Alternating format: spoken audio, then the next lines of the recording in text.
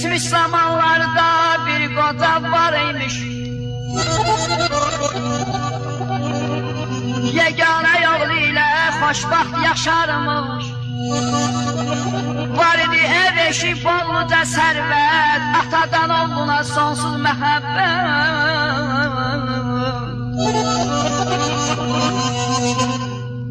Oğlu sahibləri ata varına ümid bağlamışdır bir də yarına. Yadından çıxmışdır atay anası, bir də arvadı idi onun dünyası.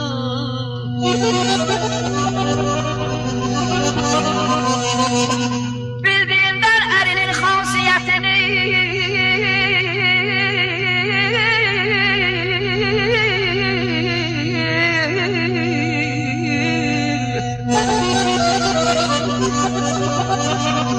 bildiğinden erinin xasiyyətini, arvad işə saldı bərriyyətini.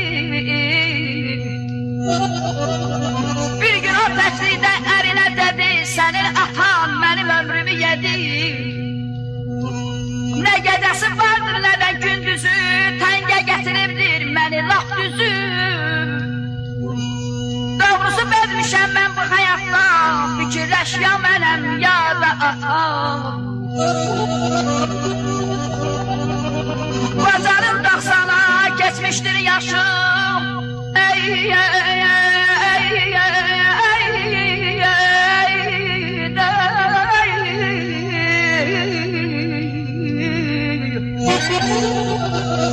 Bacanın 90'a geçmiştir yaşı, yeriye bir-biridir yasiridi başı. Oğul ise bakmadı bu vəziyyətə, el axdı en alçaq çirkin niyyətə.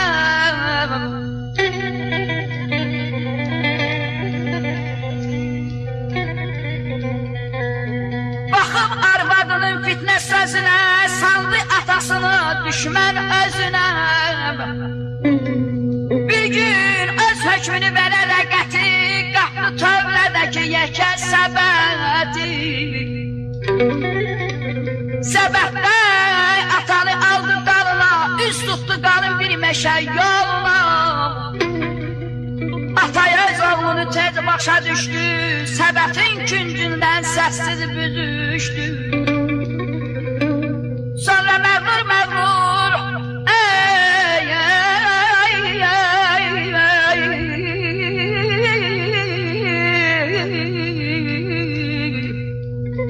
Sonra məğrur məğrur baxıb oğluna, belə bir nəsiyyət eylədi ona.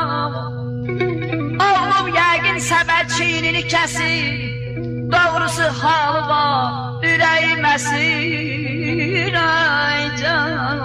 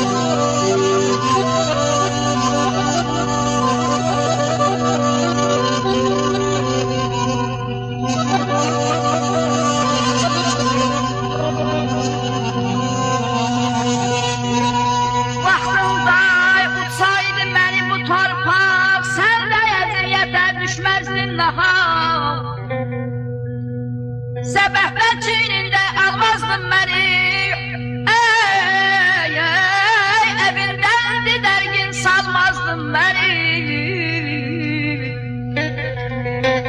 Amma bir xaşım var, gedəndə səbət özünlə apar. Zamanla dolanıb gələcək bir gün, səbət axtaracaq oğlum sənin üçün.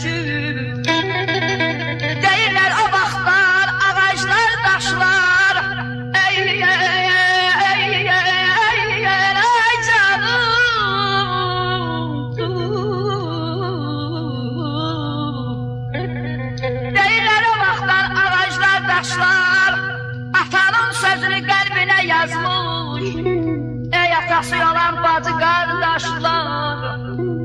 Ey atası yalan bacı qardaşlar.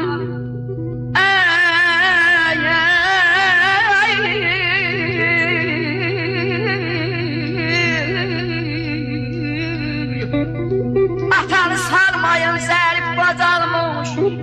Ata qocalsa da atadır ata. Həbibi o çatdırır xoşbaxt həyata.